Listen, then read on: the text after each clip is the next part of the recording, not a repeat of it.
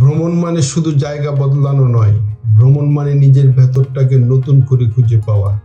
আজ তেমনি এক ভ্রমণের গল্প নিয়ে আমরা বেরিয়ে পড়েছি ত্রিমোহনী থেকে টাঙ্গাইলের পথে। গাড়িতে উঠে সবার মনে এক অন্যরকম আনন্দ। গাড়ি শাসা করে এগিয়ে যাচ্ছে হাতিরঝিল পার হয়ে, তেজগাঁও হয়ে এক্সপ্রেস ওয়েদের বিমানবন্দরে ফিরে যাচ্ছি। কোথাও কোনো ব্রেক নেই, নেই কোনো যানজট। আজ ঢাকা যেন একেবারেই অন্যরকম। মনে হচ্ছে আমরা যেন কোনো বিদেশের রাস্তা পাড়ি দিচ্ছি। এই অনুভূতি আসলে কাউকে বোঝানো যায় না, এটা শুধুই অনুভব করার।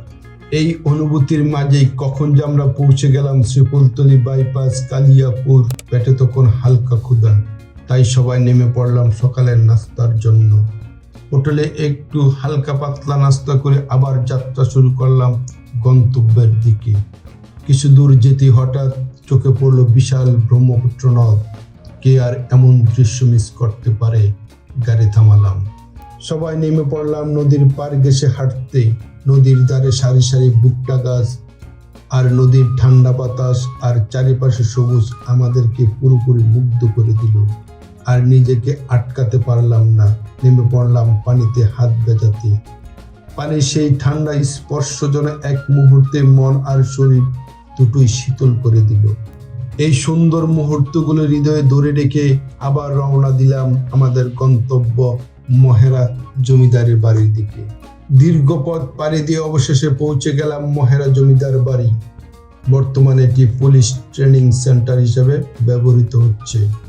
ভেতরে ঢুকে প্রথমে চোখে পড়ল পাশা পুকুর, এরপর একটু সামনে এগুতেই রানী পুকুর, যেখানে নানা রঙের আর নানা প্রজাতির মাছ ঘুরে বেড়াচ্ছে।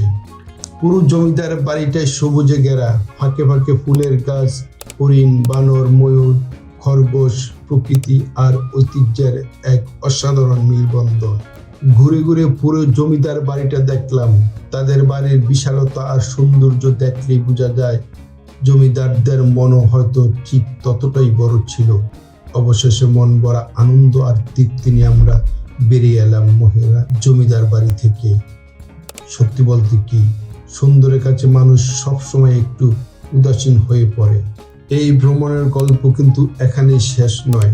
টাঙ্গাইলের আরো কিছু অসাধারণ জায়গা, আরো কিছু অভিজ্ঞতা নিয়ে খুব শীঘ্রই আসছি পার্ট 2 নিয়ে।